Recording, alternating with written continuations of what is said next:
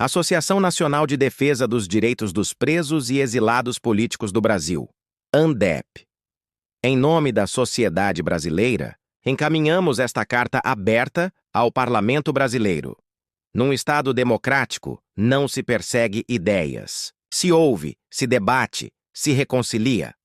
Excelentíssimo senhor deputado Hugo Mota, presidente da Câmara dos Deputados, Davi Alcolumbre, presidente do Congresso Nacional e demais parlamentares da República Federativa do Brasil.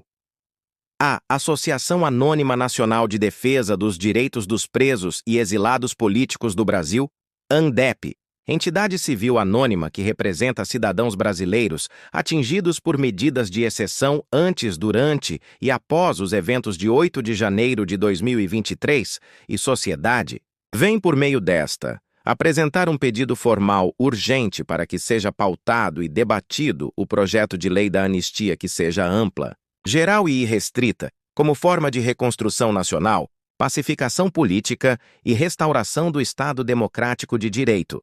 Um apelo à responsabilidade histórica. A história do Brasil é marcada pela anistia em momentos de tensão.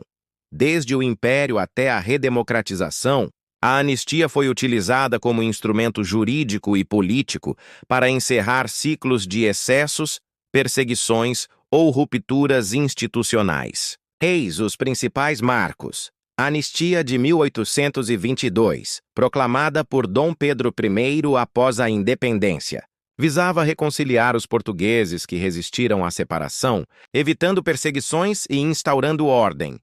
Anistia de 1891. Após a proclamação da República, o novo governo concedeu anistia aos militares e civis que haviam resistido ao novo regime, favorecendo a estabilização do país.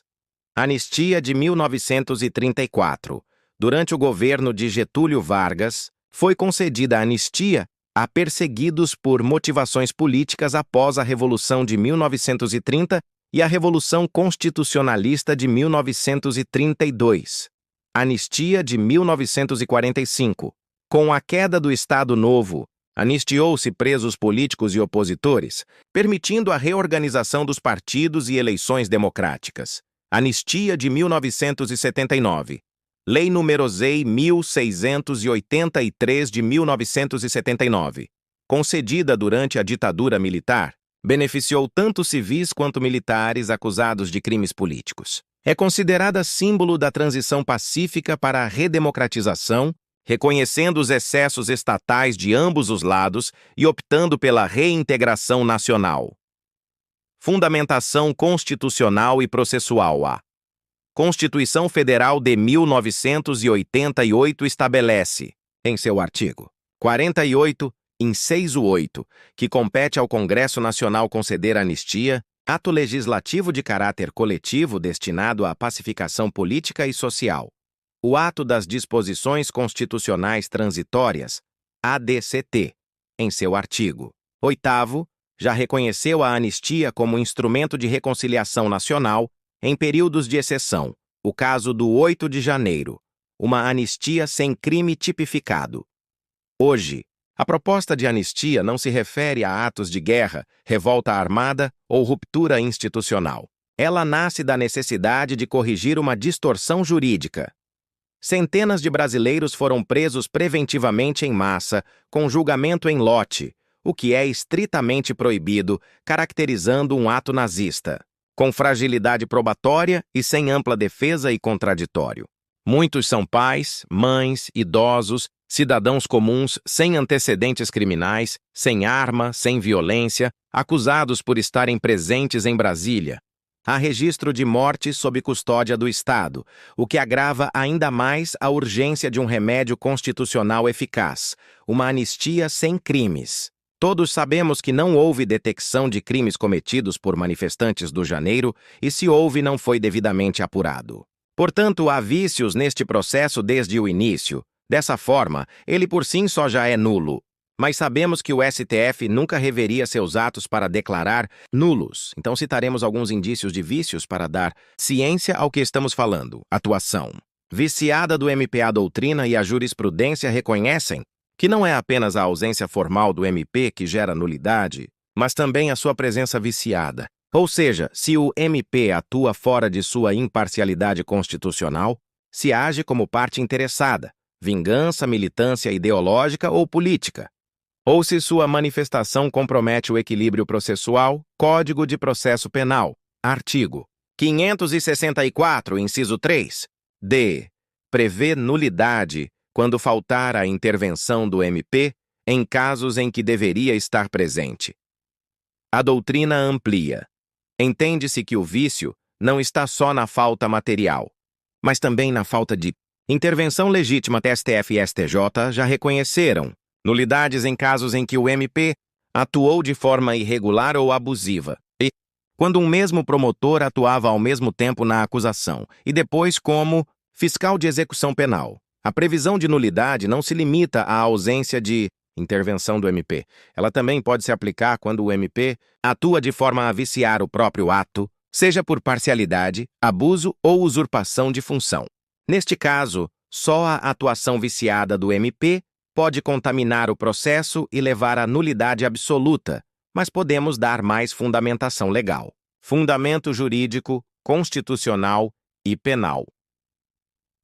A competência constitucional do Congresso para conceder anistia, ADCT, artigo 8º da Constituição Federal de 1988, artigo 48, inciso 8.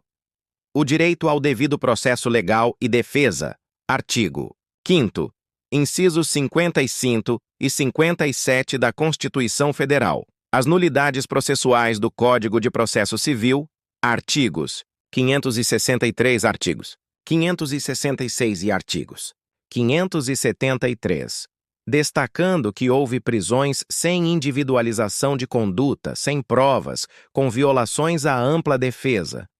Além disso, o artigo 5º, incisos 55 e 57 da Constituição Federal, assegura o contraditório, a ampla defesa e a presunção de inocência, princípios reiteradamente violados no contexto dos processos instaurados após os acontecimentos de 8 de janeiro de 2023. O Código de Processo Penal também reforça tais garantias. Artigo 563. Nenhum ato será declarado nulo se não houver prejuízo. Mas aqui os prejuízos à defesa são evidentes. Artigo 564. Nulidade absoluta em casos de incompetência do juízo, falta de citação, ausência de defesa técnica, todos verificados em múltiplos processos. Artigo 573. Nulidade quando a forma compromete a busca da verdade substancial. Artigo 570. Parágrafo 1º. Nulidade de um ato contamina todos os subsequentes. Assim, resta claro que os processos derivados dos eventos de 8 de janeiro estão viciados, sendo a anistia geral, ampla e irrestrita o único instrumento constitucional capaz de sanar a exceção, restaurar a paz social e corrigir as violações. No caso do 8 de janeiro, pode-se afirmar que a atuação do MPF foi politicamente orientada e em colaboração excessiva com o STF, o que comprometeu sua função constitucional de fiscal da lei. Esse é um fundamento forte o suficiente para declarar nulidade por vício de origem, e todos os demais direitos constitucionais e penais também foram violados e passível de nulidade, mas sabemos que o Supremo não vai rever seus atos. Então a única saída plausível é a anistia, ampla geral e irrestrita, embora não haja crimes tipificados pelos quais esses cidadãos foram condenados. A anistia ampla, geral e irrestrita, como única ferramenta possível à Constituição Federal de 1988, no artigo 48, inciso 8, concede ao Congresso Nacional a competência para conceder anistia.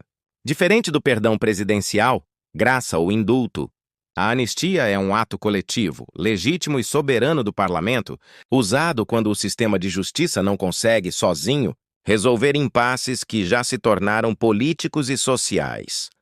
Neste caso, não há crime tipificado com clareza, mas há um ambiente de exceção.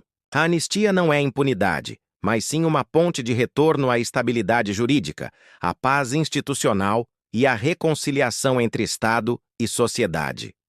Senhores parlamentares, o Brasil precisa de paz, E a paz exige coragem, grandeza e visão de futuro.